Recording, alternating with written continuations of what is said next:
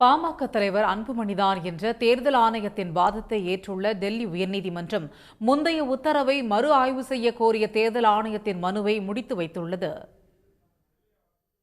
அன்புமணி தரப்பு பொய்யான ஆவணங்களை தேர்தல் ஆணையத்தில் தாக்கல் செய்து சின்னத்தை பெற்றதாக ராமதாஸ் தரப்பு டெல்லி உயர்நீதிமன்றத்தை நாடியது.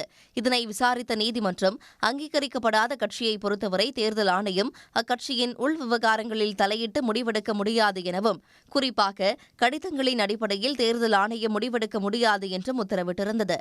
இந்நிலையில் இந்த உத்தரவை மறு ஆய்வு செய்யக்கோரி தேர்தல் ஆணையம் டெல்லி உயர்நீதிமன்றத்தில் மனு தாக்கல் செய்திருந்தது. அதில் பிரச்சினை ஏற்படும் முன்பு தங்களிடம் அளிக்கப்பட்ட ஆவணங்கள் அடிப்படையில்தான் அன்புமணி பாமகவின் தலைவராக அங்கீகரிக்கப்பட்டதாக தேர்தல் ஆணையம் தெரிவித்துள்ளது. அங்கீகரிக்கப்படாத கட்சியில் பிரச்சினை எழும் முன்பு தங்களிடம் சமர்ப்பிக்கப்பட்ட ஆவணத்தின் அடிப்படையில் முடிவெடுக்க அதிகாரம் உள்ளதாகவும் மனுவில் கூறப்பட்டது. இதனை விசாரித்த டெல்லி உயர்நீதிமன்ற நீதிபதி மினி புஷ்கர்னா தேர்தல் ஆணையத்தின் வாதத்தை பதிவு செய்து மறு ஆய்வு மனுவை முடித்து வைத்தார். இதனிடையே பாமக அன்புமணி தரப்பு வழக்கறிஞர் பாலு தங்களது தரப்பிற்கே மீண்டும் வெற்றி என்று குறிப்பிட்டுள்ளார். இன்று வழங்கப்பட்ட தீர்ப்பின் மூலமாக தேர்தல் ஆணையம் மருத்துவர் அன்புமணி ராமதாஸ் அவர்களை தலைவராக ஏற்றுக்கொண்டிருக்கிறது. பாட்டாளி மக்கள் கட்சிக்கு மாம்பழம் சின்னம் ஒதுக்கப்பட்டது சரிதான். 2026 வரை மருத்துவர் அன்புமணி ராமதாஸ் அவர்கள்தான் தலைவராக தொடர்கிறார் என்பதை இன்று நீதிமன்றம் தெளிவுபடுத்தியிருக்கிறது.